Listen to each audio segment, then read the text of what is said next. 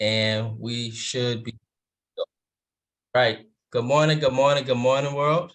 Thank you again for rocking with us this weekend, y'all. Back on the Early Morning Sports Talk podcast.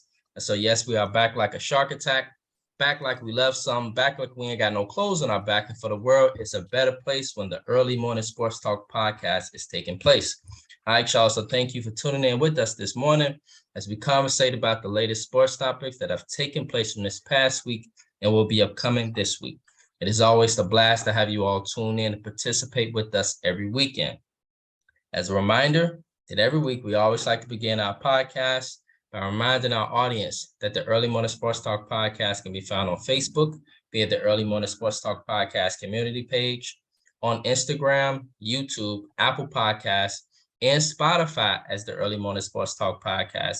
You can find us on IG again at the Early Morning Sports Talk pod, again at the Early Morning Sports Talk pod, POD, as well as our own Facebook pages via Brandon Price, Jamar Goodman, Rod Tidwell, as well as our guest for this morning, our brother Kenny Beckett. Today is March 25th of 2023, and we have seen yet again another fascinating week in the sports world, where we saw a wild NCAA tournament take place, a great NCAA tournament, a number of upsets. We got small schools that are taking down giants, and it has been this case for the entire NCAA tournament. It seems like every year we always fall for the okie doke. On the other hand, we saw a fantastic World Baseball Classic final, y'all, where we saw Mike Trout get struck out by his teammate for the LA Angels, Shohei Ohtani. And these two guys are viewed as some of the best baseball players in the world. Arguably, they're 1 and 2 every year. But finally, y'all, Mike Trout has dropped down for those rankings. And if you guys are interested, we could talk about those rankings. Additionally, we saw the Chicago Bulls begin to heat up since Patrick Beverley has come around. We are now 9-5 since he's arrived, and we are now 9th seed in the East and moving up the Eastern Conference ladder to get into the playoffs and possibly be a dangerous team. On the other hand, the LA Lakers are heating up without LeBron. AD 37-14 last night, grown man activity. And this team, since they've made their acquisitions, has been a serious team to be reckoned with because they are knocking down Western Conference powerhouses and they beat them pretty badly. On the other hand, we have additionally saw a lot of free agency take place in the NFL. And so big names have been on the move. The Bears have been busy. The Detroit Lions have been busy. Various football teams, the Carolina Panthers just acquired DJ Shark. And so we had a busy week within sports, NFL free agency of various amounts of things. But that brings us to this morning. And so with that being said, introducing our guest for this morning, our brother, Mr. Kenny Beckett, whom joins us this morning for the first time on the Early Morning Sports Talk podcast. And I can assure you, Kenny, after your experience this morning, bro, it won't be your last. And so Kenny stands as a Bulls fan just like us, as well as Bears, Sox, everything Chicago, etc. Kenny, y'all, today owns his own restaurant establishment called Parlay Grill, located in Griffith, Indiana. Again, Parlay Grill. And sorry, ladies, this brother is already taken. And so introducing our brother, Cal, whom I would often see roaming around campus, but I never got a chance to kick it with you, bro. However, this morning we got our chance, and so let's get it. And so introducing our guest this morning, our brother, Mr. Kenny Beckett. Good morning, my brother. How are you? Good morning, man. I'm great. I'm blessed. Happy to be here with y'all this morning. Yes, sir, man. We appreciate you, man. Thank you for joining us. Yes. And introducing my brother from another mother and one of my partners on the Early Morning Sports Talk podcast, Mr. Jamar Goodman. Good morning, sir. How are you? Man, I'm doing excellent. Good morning, fellas. Yes, sir, man. Yes, sir. Yes. And additionally, introducing our partner here on the Early Morning Sports Talk podcast and our other brother from another mother, Mr. Ian Jones, a.k.a. Rod Tidwell, a.k.a. Peoples Hernandez. Mr. Ian Jones, my bro, what it do? How y'all doing this morning? How y'all feeling? Great, man. Good. Solid. Yes. Good. All right, fellas. And so with that being said, let's get right into it. And so let's begin to talk about the Chicago Bears and free agency. We have made some signage, y'all, thus far. We've made some signings, Kenny. We see Mr. Ryan Poles making moves, etc. And so, just as an FYI, bro, we know you are Bears fans. We know you are on the Early Morning Sports Talk podcast community page. And so, we know that you know about some of these acquisitions. Oh yeah. We acquired Panthers running back Dante Foreman, who had a better season actually than David Montgomery last year. And Panthers, this guy, he started late, like games into the season. He didn't start fresh like David Montgomery. And so Dante Foreman, we picked him up. And we picked him up for $3 million. We got him for basically much of nothing. We additionally got dual threat back Travis Homer from Seattle. We got the former Packers tight end Robert Tonyan. We made some moves on the defensive line, as well as the offensive line. We still got our number 9 pick, and we acquired 2 big acquisitions, and we just got a third linebacker this week, y'all. I can't remember where we got him from, but we acquired Bills linebacker Tremont Edmonds. We got him for $72 million, and he's one of the best linebackers in football. As well as we acquired the other fella from the Philadelphia Eagles. And Jamar, remind me of his name again. TJ Edwards. Edwards. I'm like, it's TJ something. And so, Kenny, how do you feel about these acquisitions, brother? And do you think that Ryan is steering the ship in the right direction? Absolutely. Pose is about chess, not checkers. I've been paying attention to this man since we brought him on board. And Pose is all about, he wants to build through the draft. He wants to sign young. He wants to get rid of old players on bad contracts. So you look at a lot of these signings, and a lot of these signings were guys under 29. I think the oldest guy might have been 28. So he wants guys on young, prove-it contracts. That's basically how Kansas City has built their championship team. If you look outside of the big names, a lot of these guys are winning with guys who, if you're not an avid football follower, you don't know who a lot of these guys are. You asked people last year, who's Kadarius Toney? They couldn't tell you. So I'm looking at these moves that Pose is making, and a lot of them are depth moves. I mean, we had some guys who are going to start right away. And now he's bringing in, like you said, late stuff like the Travis Homer, the linebacker. These guys are special teams, and people underestimate special teams players. People never think, oh, we have to go out and get good special teams players. You said Travis Homer's a dual threat running back. He is. He's great in pass protection. He can catch on the dump. He's quick. He's always going north and south. So he wastes no steps. So it's little signings like that I think are going to come through. I'm really looking forward to what we do with the draft. But the guys we have brought on so far, most of them will be start now. Phil Ho's in the defense. Nate, you got, was it Nate Davis on the offensive line? Is it Walker, the defensive end? We needed an end bad. Yeah, Walker. Walker from I think it was Tennessee or something. From Tennessee, we're not posing chase the big names to overpay. He brought in guys that he knew would hustle, guys with motors. The defensive lineman that we grabbed from the Raiders was Andrew Billings. Yes, Billings is. You look at that dude, man. He by himself, he takes up the space of 2 people. And we need to run stuff because we didn't have that last year. We got ran over by everybody. Yeah. So these signings were great. Both of the linebackers were good because when you lose Roquan, it wasn't going to be easy to replace him. People talked about Sanborn. He's going to come up. But when you go out and get a Tremaine Edmonds and a TJ Edwards, I'm sorry to say, Brother Roquan, wish you the best, but you're not going to miss Roquan with those guys right in those positions. Exactly. So I'm feeling great about the moves. I'm feeling absolutely great about the moves he's made, and can't wait to the draft to see how they feel the rest of the holes we got. Yeah. And just an FYI, y'all, we got Dante Foreman, Andrew Billings, Tonyan, like you said, DeMarcus Walker, and we also got PJ Walker. That was a great depth move. You talking about depth? That's a great depth move because PJ Walker is a very similar quarterback in a way to our starting quarterback, our superstar. And so when you have him in, you kind of have a quarterback now that can, kind of keep the offense very similar. And so that was pretty smart what he did there. Additionally, people don't know about Nate Davis. He's a great offensive lineman.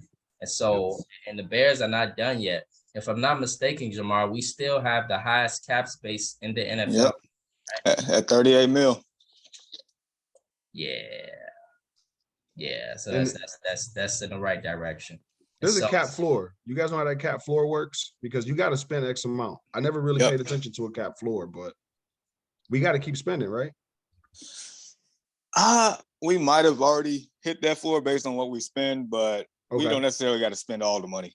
Right. No, you don't have to spend it all. Right. You got rollover. So. Yep. Yeah. Yep. And so last week, by the way, we wanted to ask you, Kenny, because Ian and Jamar, they both agreed that the ship is heading in the right direction. And so, with the acquisitions you made, et cetera, that the ship is heading in the right direction for the Bears. Just curious, fellas, do we know the name of this linebacker we just added this week? Did he come from Philly as well? I think he came from Tennessee. I think he came from Tennessee. Okay. Yeah. Dylan Cole. Dylan Cole, my boy. Yeah. All right. Yeah, so we got a bunch of Panthers players, a bunch of Titans players, but as long as they fit the scheme, it don't even matter. Right. Yes. Yeah. Good morning to our 7 viewers. Fellas, I'm gonna address the comments really quickly. Prescott JB stated, next year for the NCAA championship is going to be Southwest Baptist Tech beat Duke. Wow. Wow. I mean, at this point, why not? Why not? Oh my goodness, man. Yeah.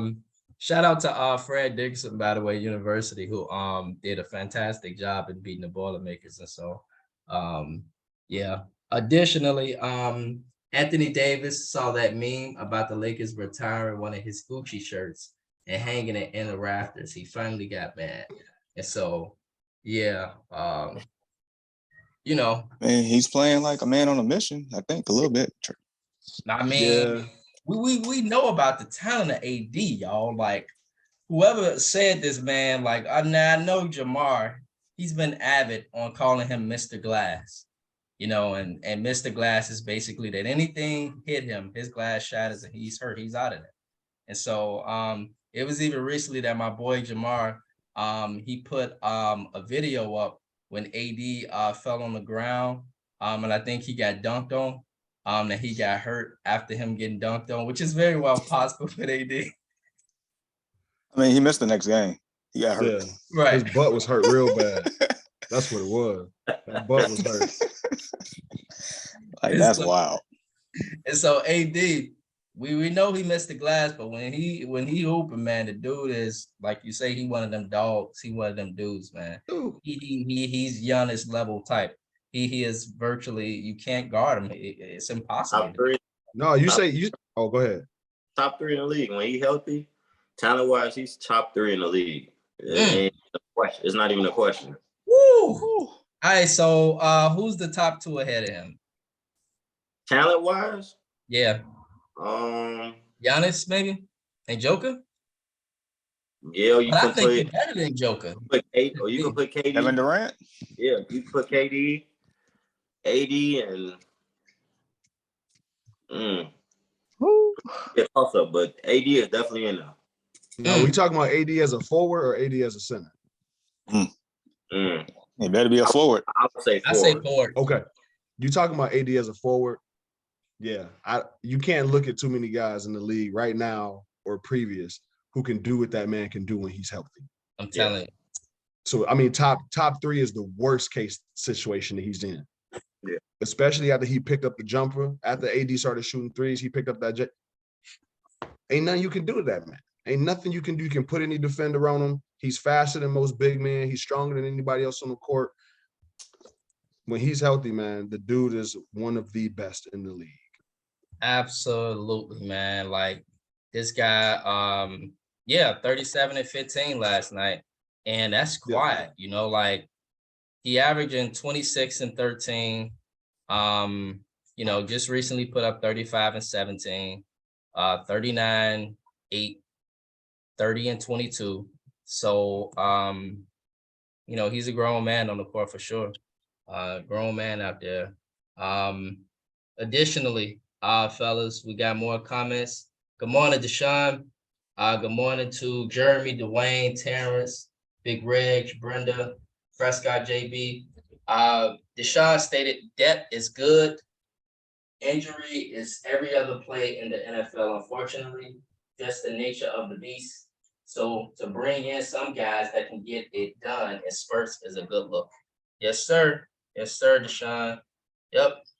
And that linebacker group looks poised to wreck for real. High expectations for sure. Yeah. Yeah. You know, that's Chicago tradition, as you know, Deshaun. Yeah. Hey, fellas. We need to go after another Mike. We need another. I mean, Tremaine Edmonds is gonna be great, but if he needs time off or something happens to him, we need another guy in charge of the middle. I think we're gonna do that. We're gonna address that in the draft. Okay. Because if you notice this draft, man, they're all talking about D line, D ends. You know, the quarterback. You never know what's gonna happen with this quarterbacks, how they're gonna get drafted, but no one's talking about linebackers coming out right now. So you talking second, third round, you're gonna be able to get a premier, like a really good player. A really good middle linebacker, second, third round. Mm-hmm. Mm-hmm. True. Yeah. Yep. Additionally, Bowler also stated great backup linebacker, special team with Dylan. And so, yeah, Reg. Yep. Came from Tennessee. Good morning, Marcus McKay, Sr. He stated Lakers in 7. Okay, so you saying Lakers in 7 for what? Like in a series? Are you saying like championship? Like what are you saying, Marcus? Like I mean that is a Lakers fan right there. So take it with a grain of salt. All right. Yeah. So if you talking about the Lakers winning the chip, all right, cool. And good morning to the league. And so the Lakers are definitely wrecking things right now, and they look like a very, very serious team, man, going forward. On the other hand, we talked about potentially some things that the Bears could do in the draft. And so, Kenny, at this point, let's progress to the NCAA tournament, my brother. Let's first get your thoughts about the Boilermaker first round train wreck. It was a bad train crash that occurred last weekend. And so I'm just curious, bro, like, what does this say about this team? And as a program, where should they go from here? As a team, I think the talent is pretty visible that the talent is there. In my circle of guys who talk NCAA hoops, they're saying that it's Painter, like that. Painter has a problem getting dogs on the court.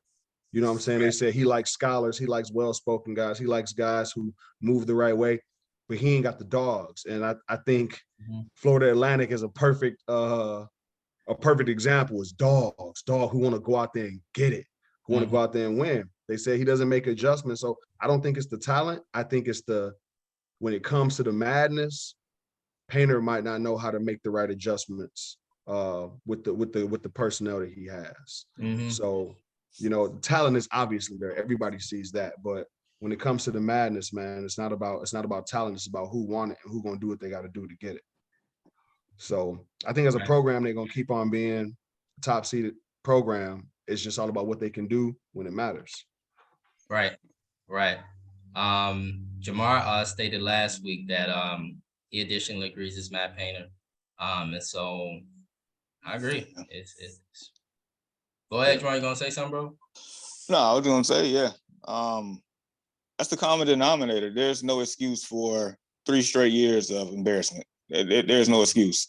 Especially, I still go back to the St. Peter's loss. There's no way. That's what no way. Like, you have a top 5 player on your team. Guard play matters in the tournament. You had that, and somehow you still come up short. That was our best chance, I felt like, to win in the last 3 years. Couldn't even get it done. Yeah. It's a bad look, right? And it's a bad look when you got all that time. You just you can't put it together when it matters most. And got little St. Peter's, little smaller private school about the size of Dominican and River Forest, literally. About the same size. That come and beat you in the NCAA tournament. And so it's definitely a huge embarrassment. But like our brother Prescott JB stated, he stated Southwest Baptist. Never heard of the school, but if they get in, damn it, they can make some noise. That's how the NCAA. For real. Oh man. I never heard of the school that beat us this year before it happened, before the tournament happened. I was like, yo, who is this? Who is Right. this? Whenever your school name has 3 or 4 big words made up to make the school name, Bruh. most of the time people don't know where you're coming from, man. But they get in and they make noise because those kids want it. They couldn't get the D1 scholarship. You know what I'm saying? They started off at the JUCO. It's like they have to prove themselves. When you get these guys that were, big time recruits, they get in the positions and they think it's gonna be given to them. Nah, man, it's a dog eat dog world. So, Man, I feel like Coach Mosley at East LA on Last Chance U on Netflix and come in here and make it to the Sweet 16 this year. Probably, Man. probably so. Probably so. Man, it's wild.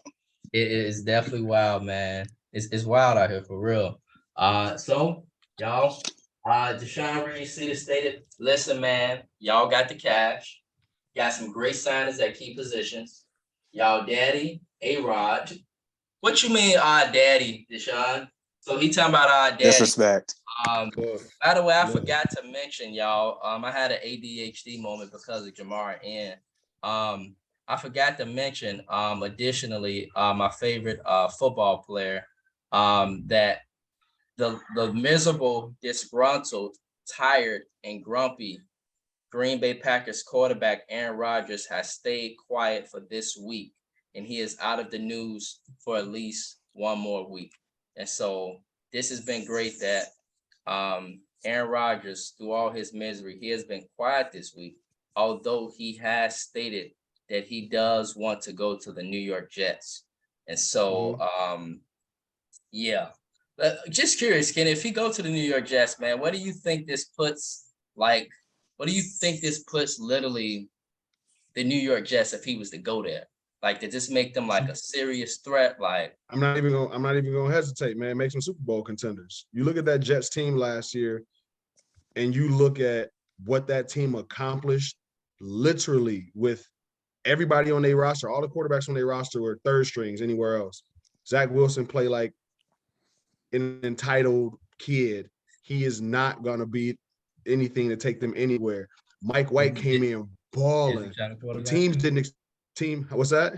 No, our brother Jamar and Ian, they call him Disney Channel quarterback Zach Wilson. Yeah, but yeah, and then you got Mike White came out balling. Teams didn't know what to expect from him, so he just came out airing it out. So I feel like they had a great 1-2 punch at running back. They had Garrett Wilson, Elijah Moore, who just got traded to the Browns. They had Corey Davis, Corey Davis is like the Mr. Glass of the NFL. Corey Davis could have been one of the top receivers anywhere, but he can't stay healthy. But if you put Aaron Rodgers over there, he's now got his big target in Lazard. If he gets a healthy Corey Davis and Garrett Wilson, I don't know if you can name a team that's got 3 receivers that good when healthy anywhere else in the league, except for maybe Miami.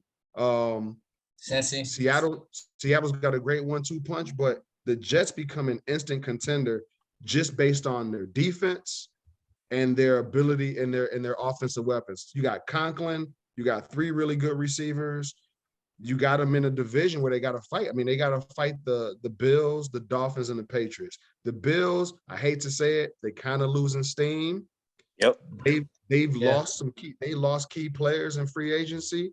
So they've lost steam. They picked up a great running back from the kid from New England. Yep, Damian Harris.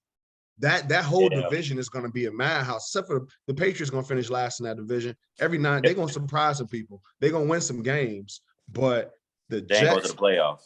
No, the Jets become immediate Super Bowl contenders with the acquisition of Aaron Rodgers.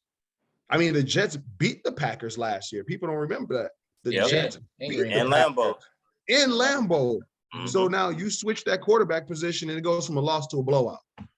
So that's what I think Aaron Rodgers does for them. I think the Packers want too much.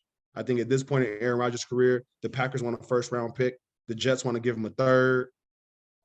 Like, they might cave on a second, but I don't think the Jets are going to give up a first-round pick for him. Hey, Cam was out throwing, hey, Jets, if Rodgers don't work out, bring on Cam.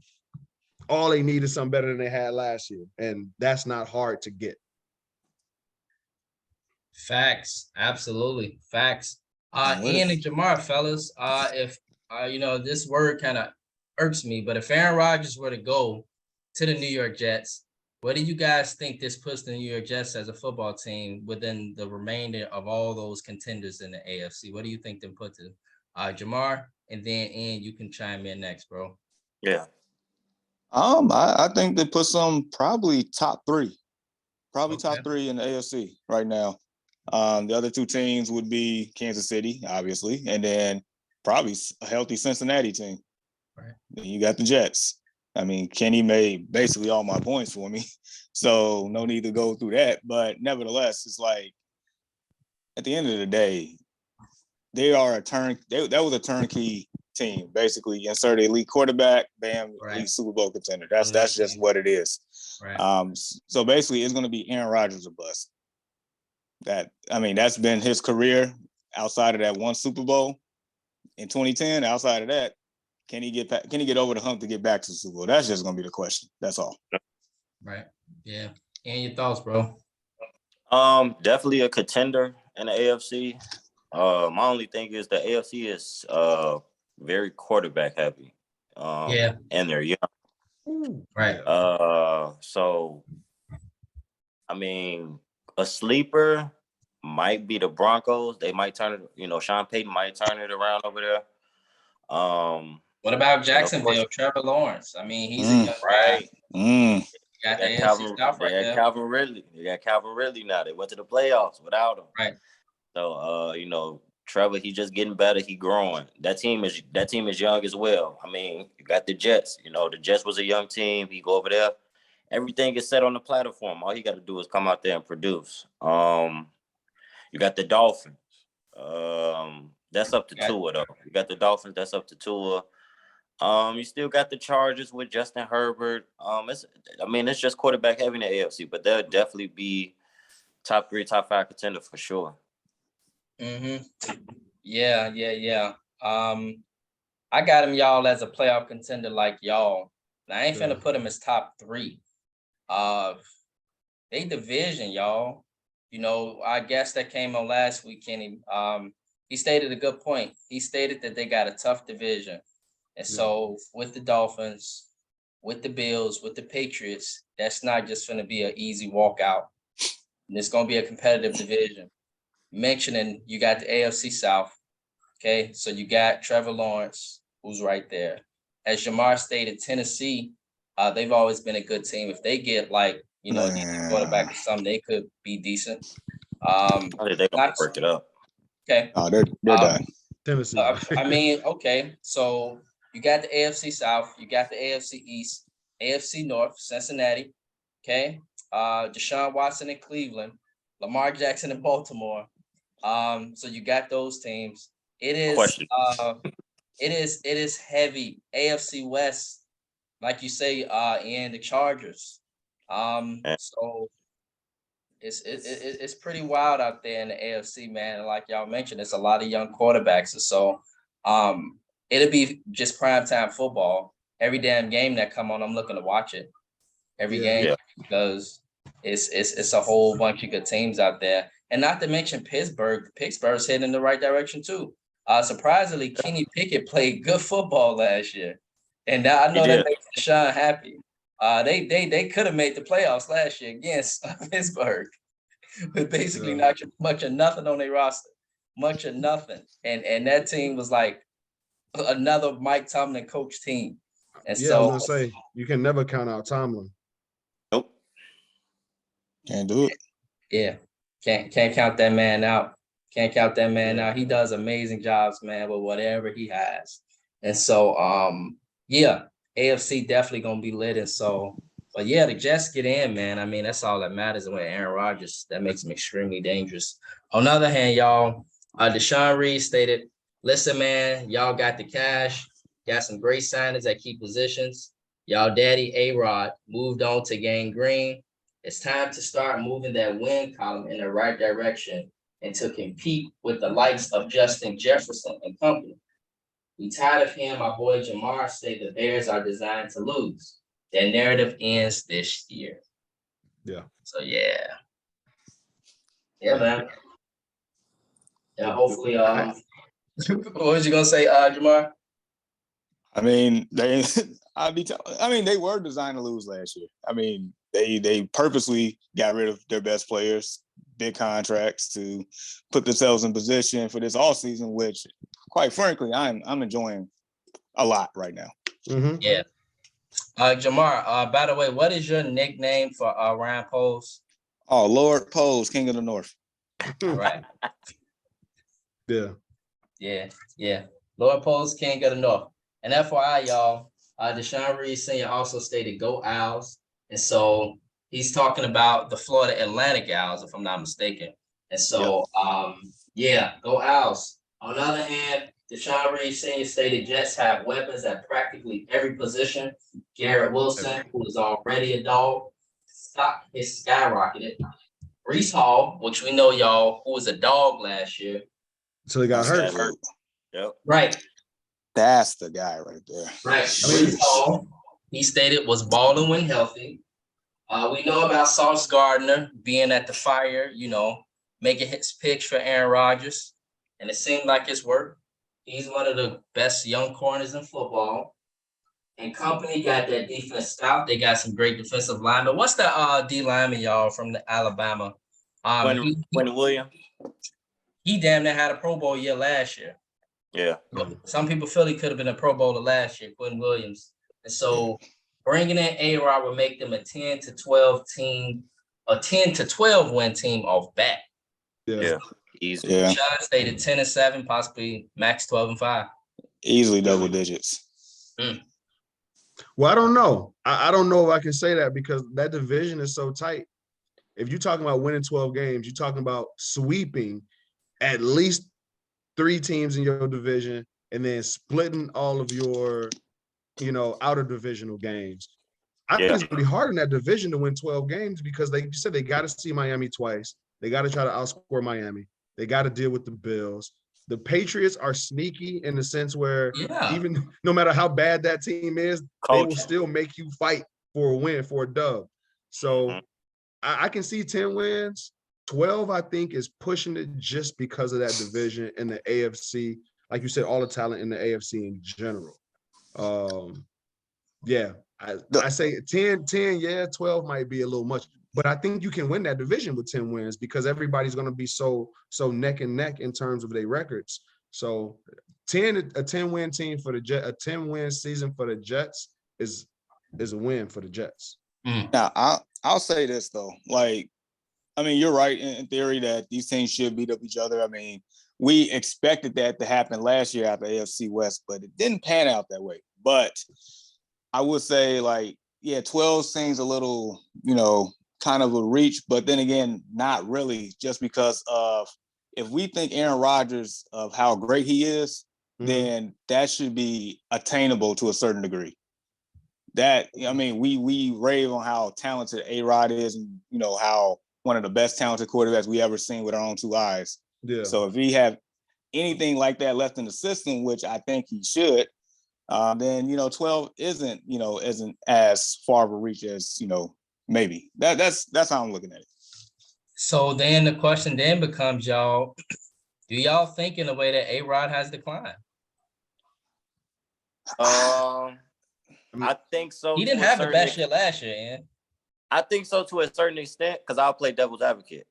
When he getting big games, he's non-existent. So let's just say I truly believe the AFC is, the younger and probably at this point probably a little bit more better than the NFC. So let's just say he goes over there and he don't get it done.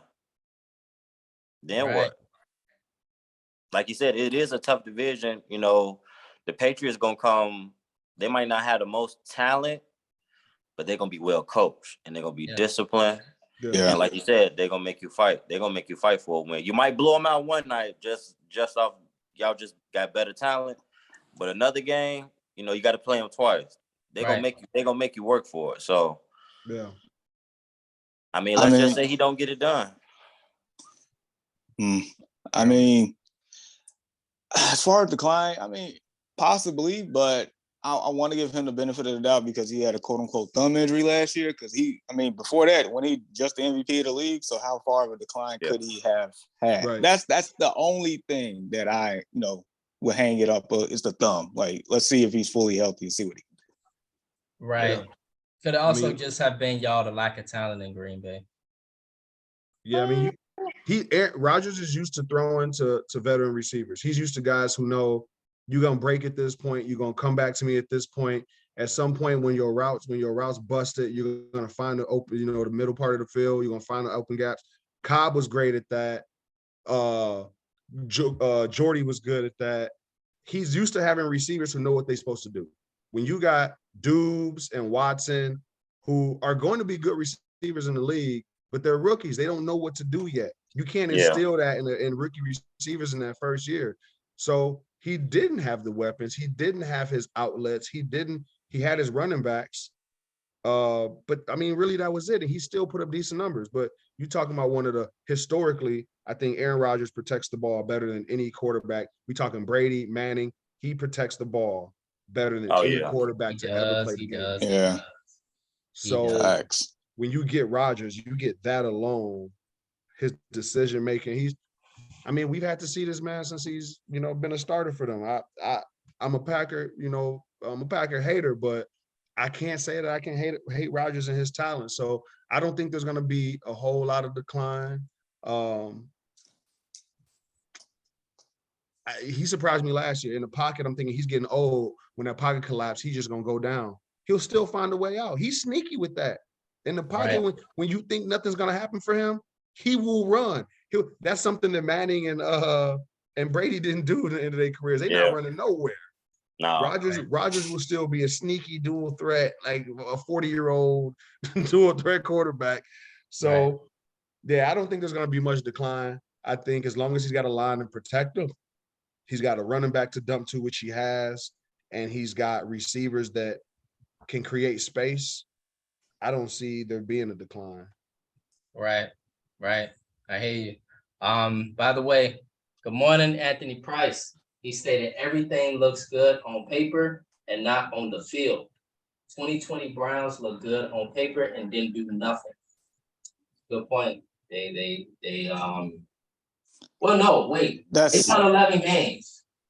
And so Anthony Price, but that 2020 Browns team won 11 games. And so Anthony Price, are you stating another year possibly? Because it could be another year that they disappointed. But I still, at the end of the day, we didn't expect you, Anthony, to be an expert here on the Early Morning Sports Talk podcast. We get your point here that everything looks good on paper and not on the field. That's what we get. So everything looks good on paper and not on the field. And so in other words, you're not crowning the Jets just yet because they look good on paper. My only thing is I don't think those two are comparable. I think this one here is more comparable to the Rams acquiring Stafford instead. Yeah. Okay, you talking about like that first year when they won a Super Bowl, right? Yeah. Because now Matthew Stafford, thank you for bringing that up. I look like I was right about him because he looked, he looked god awful last year. I don't know what happened. Maybe it was Super Bowl. He gave it his all. He gave it his all for the Super Bowl. Yeah, he got his though. He got his ring, but after that, it's like, and so maybe he comes back motivated this year. But like Jamar said, he got his ring. He got his ring in LA. And so Anthony, everything looks good on paper. You're right, man. I'm not on the field. The next question I got for you, Kenny, is if Aaron Rodgers were to come and stop at your restaurant, Parlay Grill, as a Bears fan, do you serve him? Oh, absolutely. I can't kick him out. I can't kick Rodgers out. I want a photo. I want an autograph. I'm going to make sure he's full. I'm going to use that as publicity. I'm going to get more publicity if I feed him and if I kick him out. You know what I'm saying? Hey, I thought you were going to put in your clothes sign when you come to the door. You might get publicity for both. Might get it for both. You're right about that. Might get it for both. So, but I think I'm at that point, man, I would turn into a football fanboy, and I'm gonna be out. I'm gonna cook every bit of his food myself. I'm gonna take it out to him. I'm gonna pour his drink.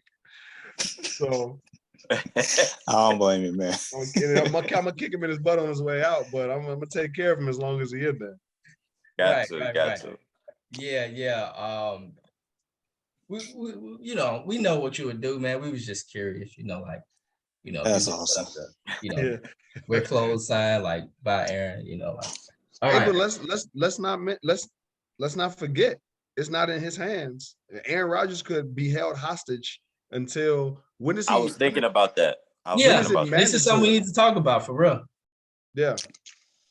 Because obviously they can't get the compensation together because he's owed $60 million, and they just drafted a quarterback with the number 2-3 pick. So I know he's still on the books. They just got Garrett Wilson last year. Yeah. They just gave Alan Lazard $40 million. So I don't know how they're gonna work it out. It's, in my opinion, it's in their best interest to get this done before the draft, since draft picks gonna be involved in this trade. So that's in their best interest. Otherwise, it can get ugly fast. It could possibly not happen. Yeah. I mean, just look at it this way. Think it is, though. It should. So if you're the Packers, you want to get rid of that, because I'm pretty sure you don't want $60 million in your books at this point, knowing that he don't want to be there. And then on the other end, the Jets going all in on this guy, and if they don't, then that'd probably be a big blow. But maybe you can go after Lamar. Maybe you can. I don't know. But anything's better than what you already had last year. Right. That's what I'm saying. Anything. Yeah, for sure. Yep. By the way, Anthony Price stated, yeah, true. Jets should be a Super Bowl team, which I don't think. Rodgers been bad in the playoffs. And so Rodgers is bad in the playoffs. He chokes a lot, man. He really does. Think it was Ian or Jamar that stated on a TV show, somebody mentioned the playoffs. He got offended and walked out the room. And so could very well be possible that when the playoffs come around, Aaron's not a happy individual. And on the other hand, Deshaun Brees Sr. stated, Anthony Price, I'm with you on that. I don't think it'll be a straight Super Bowl run, but I think they will be a 10-12 win team like those Browns. And so, yeah, we'll see y'all what happens. But at the end of the day, this is a lot of speculation because right now, nothing has been officially done between the Jets and the Packers for Aaron Rodgers. So we'll see what happens, fellas. Additionally, Kenny, we're going to go back to the NCAA tournament quickly, bro, before we talk some NBA. So we got the Elite Eight happening. And so just an FYI, we could go around the pod really quickly. Jamar, who was your NCAA champion, bro? Who did you have? Dude, this will be the last time I put any faith in Alabama. We're not Roll Tide, nothing around here anymore. I'm done. Yeah, I additionally picked the Roll Tide, and no, I'm not talking the college football playoff. Ian, you had the Tide as well, right? Yeah, for the first time probably in my life, I picked Alabama. Never again. Yeah. Kenny, did you do any brackets, bro? And who did you have for national champion? I did a bracket, and honestly, I don't remember who I put to win. One of my last two teams, I had Texas in, and Texas is still alive. But other than that, I don't. I filled one out. I didn't submit it officially, but I know I had Texas in. The other team I'm pretty sure I had in is gone. I can't remember who it was. I only did one bracket, and like I said, I like to enjoy the March Madness, but but Texas is the only team that I have faith in that's still in. Right. And so in this case, fellas, we got a repick now, y'all. In this case, we got to repick. We got to repick the Elite Eight. And so at this point, y'all, we got 8 teams. And so we got to repick this point who we think will come out of the Elite Eight at this moment. And so, Jamar, you'll go first, and you'll chime in, Kenny, and then I'll go last. And so, 3 Kansas State, 4 Florida Atlantic, Gonzaga, UConn, San Diego State, Creighton, Texas, Miami. And so, Jamar, bro, out of these 8 squads, man, who do you think come out with the national championship? Man. I hate that Kansas State's playing for the Atlantic right now. Because boy, oh boy, I actually both of these teams look good. Guard play means everything, and I'll keep saying that. Right. Boy. I feel like the hottest team in this tournament though is UConn. They are, yeah, and you shouted them out prior to the tournament. Jeez. So I would say UConn's is probably poised to get it done, but boy, oh boy, I would say that winner between Kansas and FAU, they gonna cause a problem for the next team. I'm gonna say that much. I don't think anybody is winning between the other side with San Diego State, Creighton, Texas, and Miami. I can't see it. Wow, one of them teams gonna be in the national championship. That's crazy. Wow. I don't see it, but UConn, I think UConn gets the edge for me right now. Right. Ian, bro. Oh man, so it's crazy. My Midwest bracket is correct. I had Miami and Texas in the Elite Eight, which is crazy. Nice. I even got Texas I had them going all the way to the Final Four. Mm-hmm. Yeah, I was in that same. I was on Texas too. Man, Drew Timme, he balled the other night from when the ball was tipped to the end of the game. He balled the other night. Yeah. I don't even know how UCLA lost that game. I mean, they shot terrible in the second half, and they kind of got staggered back in the game, but they broke my heart with that one. I just knew they was gonna lose that game. Man, bro, isn't it a pleasure though to watch them play in the tournament, Gonzaga and UCLA every time? Yeah, that was a classic game the other night. Man, Kansas State with the guard play, back, ankle, give up. Man, I don't know. But the kid from Miami, he shot lights out yesterday. Man, he shot lights out. Miami's no longer a football school. No, they're not. They're not. I'm not picking Gonzaga because every time I pick Gonzaga, they just down every time. And I feel like because I'm not picking them this year, they're gonna go all the way. So I ain't gonna pick them. I'm gonna go. Oh man, as my champion, believe it or not, I'm gonna go with Kansas State. Okay. I'm gonna go with Kansas State. I don't blame you one bit. His buddy is balling out. Yeah. So Jamar got UConn, and got Kansas State. Kenny, who you got, bro? Who you think comes out of these 8 teams? I want to stick to my guns and just stick with Texas only because Texas is putting up points. No matter how you look at it, they're not finishing games with 50-some points, 60-some points. Texas has been playing, and they've been putting up 70, 80, and it shows that their offense is doing what they got to do to try to win games. Because defense is a big part of it. But you look at this tournament, the teams that get toward the end, man, when they ball and they putting up, points like an NBA game. I like Texas. I like the guard. They come off the bench. Rice, Jabari. He's been playing extremely well off the bench. So I feel like I'm gonna just go ahead and I'm gonna have to stick with my guns and just say they might not be the favorite, but I think Texas can do it. Right. I don't blame you, man. And to address the comments, fellas, FAU plus 1900. I sprinkled on that. On the other hand, that's Marcus McKine Sr. that stated that. Anthony Price stated Kansas State, Gonzaga, Texas, Creighton. Creighton is my sleeper team to win it all. Hey, we never mentioned Creighton. Jamar Goodman stated FAU plus 1900. I don't blame you at this point. And then Prescott JB stated, man, how do you even go to college in Miami? So many distractions. I lose my mind. So many distractions. Yeah. They balling. We ain't saying their grades good, but they balling. You know what I'm saying? Right. And so, man, y'all make good points. I'm going to just do what my wife told me, y'all, and just look at a team and just pick them. And so the team that I'm looking at right now that's showing on my eyes is Gonzaga. And so I'm going to pick Gonzaga to win. I'm not going to go into no deep analysis here. I'm not going to go into the guard play. I'm going to leave that to the experts. I'm going to just go with Gonzaga, damn it. And I say Drew Timme gets his first national championship, and he finally gets it done for Gonzaga. They finally get it done.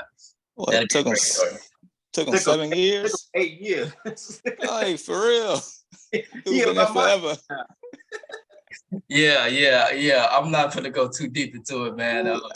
I think he was in college when we were team. still in college. Yeah. For real. Yeah, man. It's a lot to analyze here. So yeah, Gonzaga, Texas for the national championship, and I'm gonna go with Gonzaga. And so yeah, y'all. Let us know, y'all, who y'all think comes out of these 8 teams. Jamar Goodman stated college grads are definitely mentally tested. And so yeah. We'll see y'all who comes out of these 8 teams. It's a lot of great teams. And so let's see. This is March Madness for you. All right, fellas. Let's now progress to talking about the NBA. And so we got the Chicago Bulls, fellas. We all Bulls fans. Right now, the Bulls are making strides. They're 9-5, y'all, since they got Patrick Beverley. They're actually playing some defense. And they're hitting on 500 finally. And so, just curious, fellas, do the Bulls get into the play-in? And if they get into the playoffs, can they make some noise? And so, Jamar and Kenny, what are your thoughts, fellas? Jamar, what's your thoughts about the Bulls, bro? My real thoughts is purgatory, but that's a subject for another day. I mean, they'll make the play-in just because they're up 3 on the loss column on Indiana there, and Right. Washington. That's kind of hard to fumble. Not saying it's impossible. That's kind of hard to fumble though. This late in the season. I don't honestly, Brandon. I don't know. I don't have any real expectations. I mean, I would like to see them in the play-in game just to have. Maybe we don't, really make the playoffs, but maybe we get that playoff atmosphere game. Maybe they might show us something. I don't know. Maybe they might show us some grit, some of that that Dan Campbell stuff that we might need. That Patrick Beverley that he came over and got on Zach LaVine's. You know what? But in all honesty, I mean, the ceiling for this team could be a lot higher than what their record shows, but they've been more at their floor this whole year. So honestly, I don't know, man. I don't know. Hey, Ian, what's your thoughts about the Bulls, bro? The Patrick Beverley effect. I think Patrick Beverley has went to the playoffs with every team I think he's played for, I think, if I'm not mistaken. But no, I think his signing was underrated. I think him, holding guys accountable, it might not always be his play or Right. I just think it's his energy and him just holding guys accountable on defense. If they make the playoffs, I'm not expecting them to like go far. I think our offense is too one-dimensional. We just like I always tell everybody, it's pick and roll. LaVine come down, DeMar comes down. Here comes Booch for the pick, and it's one-on-one ball, and everybody get out the way. And if they get doubled, whoever open, they're gonna throw it to them. And that's typically the Bulls. If they're not running, and I think that's why Lonzo was missed. When Lonzo was there, we was running, pushing the pace. But we missing him. They make the play. I mean, they can take somebody to 6-7 games, maybe even get past the first round. I mean, we've been beating all the good teams this year. We just ain't beating the teams we supposed to beat. You know what I'm saying? To the Magic and Magic or the Pacers are pretty, but I feel like the Bulls are better than the Pacers. We lose to the Pacers, we go lose to Detroit. But then we beat Philly the other night. That was the first time Joel Embiid lost to the Bulls in his career. Really? Yeah. This is facts, bro. Dang. That's because Harden had a horrible game. Yeah, he had a horrible game. Harden had like 5 or 6 points. If you add another 5 points to his stats, we lose. Right, and then he didn't even get to the line that night. I don't believe. Then Wow. we turn right back around, and then we go get blew out by him. And they smoked Right. us. You saw that coming though. You think they was gonna allow us to beat them twice in a row? Nah, I knew it was coming. Yeah. But then that was an offensive blunder on our part that night. So if our offense just showed up, who knows? It could have been. It's like the Bulls are so Inconsistent. Yeah, up and down. Yeah. So, great talent. I personally always think is Billy Donovan. I feel like we need another coach to hold them more accountable and kind of Get in their face. switch up the offense a little bit and make them more aggressive on defense. But we got the talent to play with anybody. It's just we just consistent right now, man. We miss Alonzo. We missing that true point guard. Miss him a lot. And I don't know, y'all. At this point, like, I don't know if Lonzo's a bad investment, but it kind of seemed like it then. Because how injured he been, it's just been terrible, man. Lonzo himself wasn't a bad investment. I just think we were cursed. We literally picked him up when he was one of the top point guards in the league. It made all the sense in the world. It made all the sense. He came in, he's shooting one of the best 3 balls in the league. He's long, he plays the defense, he runs the floor. He was assists. He was the perfect point guard that you wanted, and everybody was excited about it. And then it was like the Bulls curse, man. He got hurt and it's never recovered. It's just that team is completely different with him on the court, man. Completely. So are you saying the Bulls Kenny curse from a point guard perspective? Yeah. Judging back to D Rose. Yep. Jay Williams. Yep. Right. We have had a bad string of injuries at point guard. This is for sure. Yeah.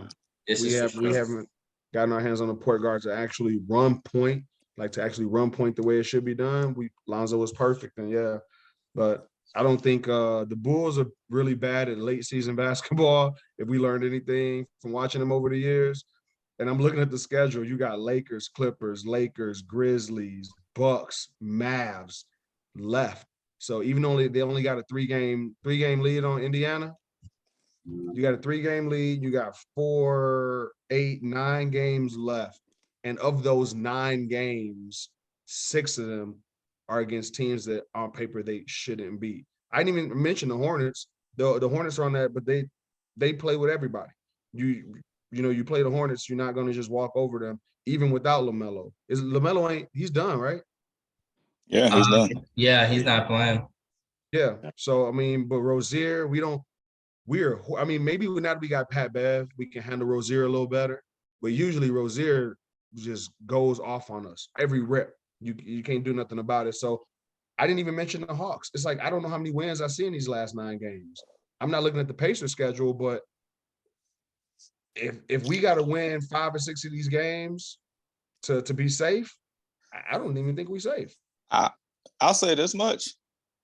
If we mess around and not make the play-in or whatnot, that basically lets you know what type of team we got. That lets you know the character of this team. Like, you have no fight. Granted, like, these teams are tough, but like Ian stated, like, we beat the tough teams. We just lose to the teams that we not supposed to lose to. Like, at least hold on to the lead. That's like, I'm just saying, this is a true test of character. Agreed. Yeah. And so, fellas, we're gonna see how the Bulls progress. They got the Lakers tomorrow afternoon, and so we'll see how they progress. We'll see what team we got, because the Lakers are playing good ball right now. Those will be 2 teams that'll be fighting both for their playoff lives. And so, all right, y'all. We'll see how the Bulls do. And lastly, y'all, let's talk about the Lakers before we get up out of here. And so the Lakers, they peaking at the right time, y'all, without LeBron. And so just curious, fellas, if this team gets into the Western Conference playoff, right now it is jumbled from the 12th seed to the 6th seed. It's within a game or so.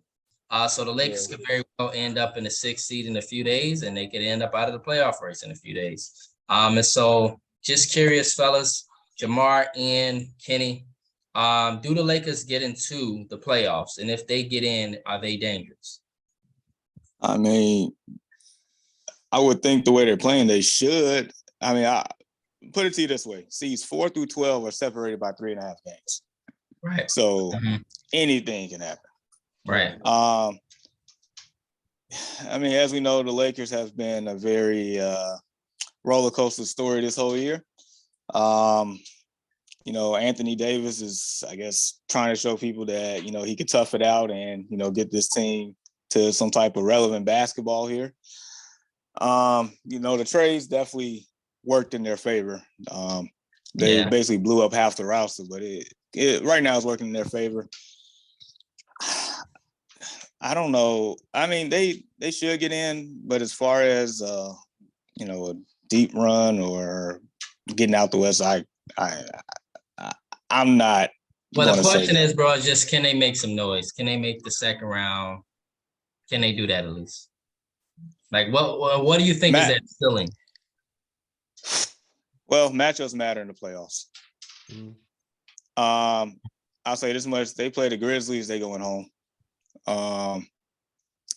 Denver, I think Denver would. Their style of play, they may have a chance against Denver, but I think Denver probably got too much motivation to finally knock them out the playoffs.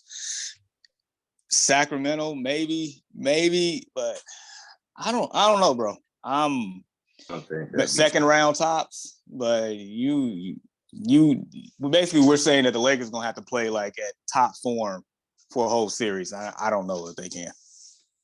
Based off of how inconsistent they've been. Correct. Right. Ian, your thoughts, bro? Do they make the playoffs? I feel like LeBron shouldn't come back. If LeBron come back, I feel like they won't make the playoffs. And you feel like if he come back, they won't or they will? They won't. Because I feel like he gonna mess up their chemistry? Yeah, I feel like they have like some type of chemistry right now. They shooting okay for the most part. You know, Anthony Davis, he's been on the tear. He's been on the court. That's the most important thing. He's been on the court. That's the most important thing. You know, D'Lo came back. He's shooting pretty good. You know, he kind of nice. I don't know. I just feel like when Bron come back, it's kind of going to change the trajectory of the team. Either in a good way, they still might keep it going, or it might kind of hurt them a little bit. So, do I think they make the playoffs? I think they squeak in the play-in. They play, who's number one right now? In the West? Denver and Sac is 2, right? Yeah. No, Memphis is 2 right now. Okay, and then Sac number 3. Yeah. If they play Denver, I think they could beat Denver. Yeah. It'll be tough. I think it'll go 7 for sure, but I think they could beat Denver. Memphis, I think they can beat Memphis too. I think they can beat anybody in the West. I don't think they could beat Sac though. I don't think Sac could give them a run, but I think they could give Sac a run too. Yeah. But Sac just put up a lot of points. Sac is like, they're sleeping for the West in general, dog. Sac is. Like the beam. They put up buckets, a whole lot of them. I don't know if they could beat Sac, but I think they could beat those top 2 teams. I think anybody could beat Memphis because I think Memphis is just, at this point, they too cocky and they need to be humble, and they haven't been humble, you know. So right. I think they Brian would be the perfect guy for that too. Yeah, I think they got the talent, but they just a bunch of knuckleheads. They need to learn the hard way. I feel like they can beat Denver, but that's neither here nor there. But I don't know. We'll see. It's gonna be very interesting. Very, very interesting. Man, Kenny, I feel like the West wide open, bro. Wide. It really is. And if you look at the Lakers getting in, you can never count out as if AD and LeBron are healthy. Bron turns into a different player when he's in the playoffs. Exactly. He's good to play with in the playoffs. Yes, in the playoffs. Like you said, the chemistry, he's going to disrupt the chemistry, but LeBron himself is a chemistry. When he's on the court, he runs the court. You know what I'm saying? And LeBron, you can't never really cancel him out. I think y'all were going a little back and forth. I actually think they would have the biggest problem with Memphis. I think Denver, when you put Davis up against Joker, I think they don't have anybody on Denver's team. You don't have anybody to slow LeBron. You don't have a big body. You don't got that young energy in that starting lineup. Who's going to guard him? Harrison Barnes. You know, I really don't see Sacramento being an issue for a healthy Lakers team. I see Memphis because Memphis is young, they fast, they strong. I see Memphis being the biggest problem for them if it comes into a playing thing. But I think they can. I think they can play with anybody on this list. They recently beat Phoenix. I don't think Golden State's going to be tough. The Clippers probably have the best defense to give them a chance to beat the they're a Lakers. sleeper right there for real. The Clippers. Yeah. So I think the Lakers get in. I think somebody mentioned them getting to the second round. I see that being a possibility. I'm not sure. We have to see matchups past that, but their schedule doesn't look too hard to finish off the season. They're going to get a play in at least. But I'm not the biggest Bron fan, but I know what he's capable of. So a healthy LeBron and a healthy AD in the playoffs, the two of them alone. We're not even talking about D'Angelo's offensive assistants. We're not talking about how deep their bench is actually pretty deep. Hachimura was a starter in Washington. He's coming off the bench. It's like they have the depth they need. They got a good team, dog. All they need to do is be healthy. That's all they need to do is be healthy, and for the chemistry to align. So, but if the stars align, man, the Lakers they're gonna give anybody a run. I don't think they're gonna walk into any game and just get smoked or, it not be a competition. And especially not with the way AD been playing. Especially not with the way he's been playing. If that boy stay healthy, LeBron come back healthy, like I said, Memphis is gonna give them the biggest problem. Memphis and the Clippers, from what I'm looking at. And when KD come back to Phoenix, we haven't seen a Phoenix with KD since what, early March? Yeah, Right. so barely a game or two. Yeah. They played the Bulls. Yeah. And Right.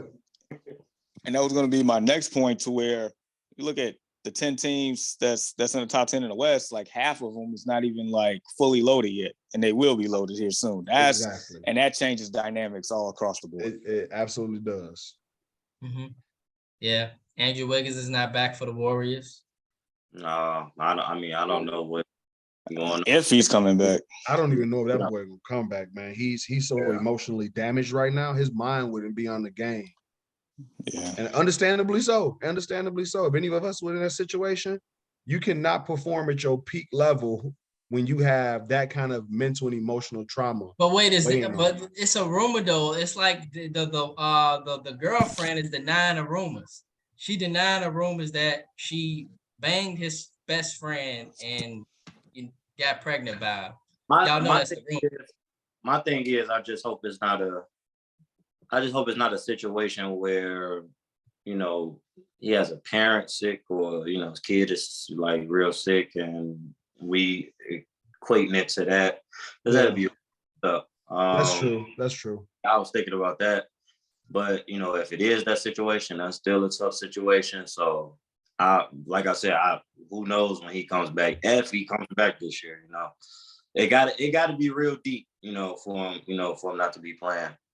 Right. Yeah. Real deep. I mean, to step away without a timetable for return it's already deep. It's that deep already. So it's just on his healing whenever he feels like he's, like I said, mentally ready to come back. Because if he comes back and not mentally ready, he's going to ruin the cohesiveness of that team when they're on the floor. He's got to be all there. And Kerr knows that. So that I don't think they're going to rush him back. So it's all on him. But man, that team is different when he's on the court. Golden State been struggling without him on the court. Yeah, they've been losing on the road. They lose every game on the road. I think they beat Philly, though. Terrible on the road. Yeah. Good at home, just abysmal on the road. Yeah. Yeah. And so KD not back for Phoenix yet, y'all. That's huge. That's huge. Man, when that move happened, what do you do against a team where you got KD who averaged close to 30? You got Booker averaging, I think it's 28 right now, 28 or 26. What do you do against a team that's facilitated so well by CP3? And then you've got those two weapons. Now we're not even mentioning the rest of the team. You're not talking about the scoring capabilities from these other players. So when that move happened, I said the Phoenix was going to just win it. But now it's a health thing. Again, it's all about the team being healthy. So are we saying, y'all, that whichever team that might be the healthiest in the West got the best chance to come out, probably? Lucky, yeah. I mean, we were saying that a couple of years ago when Giannis and Phoenix, was in the finals, the healthiest team, because that's what it felt like that year. Right. But I'll say this much: a healthy KD, I feel like Phoenix has the highest ceiling in the West with a healthy KD. So healthy KD, healthy Ayton, you get that team all healthy, man, is a big problem. And they got depth too. They got shooters coming off their bench. They got a lot of energy coming off their bench. So Phoenix, hey, hold on. While we talking about this, have y'all talked about Dallas and what happened to Dallas? It's terrible, isn't it? It's terrible. Since Kyrie done came there, bro, it's been abysmal. And yet, if they get in, that's still a team you don't want to play with in the 7-game series. No, this is facts, bro. This is facts, Jamar. If they still get in, do you want to play Dallas? I don't. Me personally, if I'm Denver, I wouldn't want to see them in a 7-game series because anything could happen. We've seen playoff Luka. We've seen playoff Kyrie. Yeah. I don't, but to be honest, with Dallas, I think I don't really. They're limited. Yeah, I don't really see them going far. They'll be a tough out for sure. They won't be easy, but I don't see them going far. It'll probably just be like it's almost like they just got a better version of Jalen Brunson with Kyrie Irving. If he's healthy. It's kind of the same situation. Two guards, two one-on-one guards. They got a couple shooters, but I mean, they got rid of their perimeter defense for Kyrie, and that's a problem. That is, man. That was tough. That move was bad. Let me throw this scenario at you though. Like, say they get in at the 8 spot, right? When they play Denver. And what if one of them injury-prone players for Denver goes out? And you got to deal with that animal, that 1-2 punch. Like, that caused a real headache. I mean, you can honestly see Dallas going to the second round. You just never know. Matchups of everything. Man, you're right, Jamar. You're right. I don't care if nobody's not injured on Denver. I still want to watch that series. Yes, I still want to see Dallas and Denver in the playoffs. I want to watch that. I want to watch that, man. And so this sound like, fellas, the West is wide open here. Wild West. That's what they call it. Wide open. And the last thing, we didn't even mention what if Zion comes back. Because last time I checked, when Zion was on the team, that Pelicans had the top 3 in the West. I'm just saying. That's a whole nother animal. Right. Is he scheduled to come back? Or? If he come back, how long does he stay back? Yeah, true. Yeah. It's like that dude is too athletic for his own body. Like, he damages himself because he's so strong and so heavy, but so quick at the same time. And his body just can't. His body literally can't handle his level of athleticism. Yep. Yeah, it's crazy. And he's only 22 years old. Yeah. I'm just saying, he's just only 22. Make it seem like he's been in the league a little longer than that, but he's only 22. Yeah. Man, that's crazy. And y'all, to quickly address the comments, maybe Marcus is still here, but he stated definitely needed Zoe, wouldn't win, but most definitely playoffs. He's talking about the Bulls. Hot damn, that 2 L's back-to-back coming up for the Bulls. Yeah. And he stated, what y'all think about the Warriors going into the playoffs? And so the Warriors are talented. They got their core still. Yeah. They bat on the road, number one, like you stated in. No Andrew Wiggins. He's down and out because of that situation. Do y'all think the Warriors are still dangerous, y'all? Yeah. But I feel like by default, it would be a tough out because championship pedigree means a lot. experience means a lot. I mean, we saw the Warriors turn it up a notch last year and get through the West. And even when they was down in the finals, we saw them turn it up a notch again. Right. So, not saying they're going to go to the finals or anything like that without Andrew Wiggins, but they'll be a tough out. Yeah. They will. I think that core, they still got that core, but that core is getting old. I think Draymond's stats are steadily, like, just slowly dropping over time. And, the shooting is now more spotty than it is consistent. So always a tough out. Golden State's always going to be tough to play, but I don't think they're the team that people were afraid of before, and it's go ahead. No, I was agreeing. Oh, okay. Yeah, they're like Jamar said, they're a worry by default. You look at Golden State and you're gonna say, I don't want to see them, or their potential, their ceiling is very high, but they haven't showed us that they can consistently just go out and blow people out like they were in their peak. So I don't know if I'm any other team in the West, I'm really not afraid of Golden State this year. I don't think. Right. I'm really not afraid of Golden State, but then again, you are a little worried just because you see Golden State on your paper. So, yeah. So put it this way. I think the Warriors are 6 and the Kings are 3rd. Like, what are those two teams matching in the first round? I know the Kings are playing like really good basketball throughout the whole year, and Mike Brown is, familiar with Steve Kerr, how he operates things, but like an inexperienced team in the playoffs against championship pedigree, it's like that series can, go a little differently, have things, bounce the wrong way. You bring that point up, Jamar, just makes me think this West gonna be wild as hell. It's gonna be wild. It's gonna be wild for sure. Oh, it's gonna be some lower seeds. And definitely, I'm trying to look at this. And I'll say one last thing about the West. Like, it's gonna be fun to watch, but I feel like it don't even matter because whoever come out the East is gonna win the championship. Seems like this is an Eastern Conference year. Yep. So who's your favorite team to come out the East then? Milwaukee, for me. They tough. Milwaukee's tough, man. They are tough. Yeah, I would go get my Giannis jersey right now, but yeah, that's the team for me. Y'all got 50 piece coming out. Yeah, we got another 50 happening here. And it's crazy because it's like, Joel Embiid in his career, he plays so well. It's like, he deserving of one.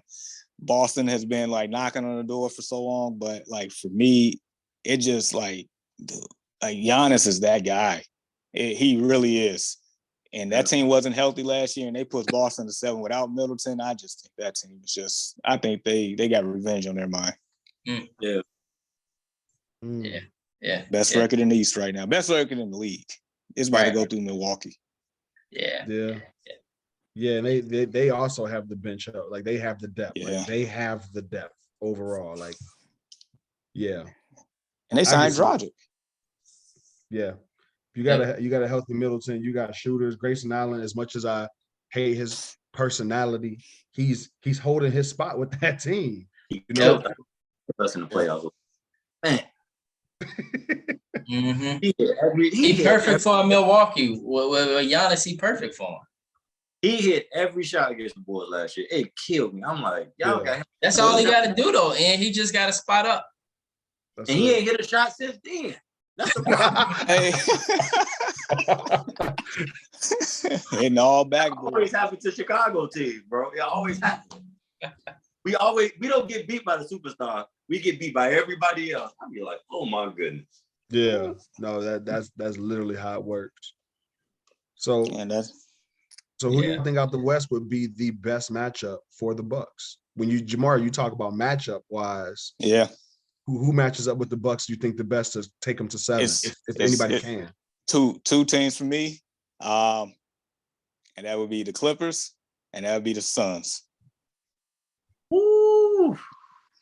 The Suns, because they have the wing players to go at them. Yeah, right. Yeah, they just can't get it. That's right. interesting. Ian, what about you, man? Like you got any teams you think that can match up against The Milwaukee? Bucks.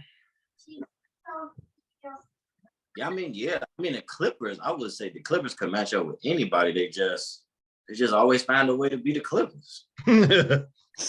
Every year we like, okay, it's the Clippers' turn. They just find a way to let everybody down. I would say the Clippers. Yeah, I would have to say the Clippers and the Suns. Clippers and Suns is good. Can it be more than two teams? I mean, Could it be Clippers? Could it be Suns? Could it be the Lakers if LeBron come back? If the Lakers got that far, I don't expect them to get that far, but if they got that far, they will match up very well against the Bucks. Very well. Yeah. Because AD early in the year, he was showing up, Giannis. He was showing him up. Oh, yeah. He was showing him up intentionally. He was showing him up intentionally. Yeah. I think he put up like 50 on him or something, or like 30 rebounds. It was crazy. I'm like, damn. Yeah. I'm like, damn. I mean, but we gonna rely on Glass Frat to stay healthy to that point to be a factor against Giannis down there. I mean, in all honesty, though, the Lakers. That'd be probably the third team for me because outside of that, I don't think anybody else is a good matchup for the Bucks that I'm looking at just 1 through 10 right now. I don't see it. Yeah. It's interesting out here, man. The West is interesting. It's wild out here. And so, yeah, Kenny, man, bro, this was fantastic. This is a great conversation, my dude. This was great. I loved it. Loved every minute of it. Man, dog, we appreciate you coming on with us, talking this morning, man. It was fantastic, bro. And so what we do, man, is we head into the weekend.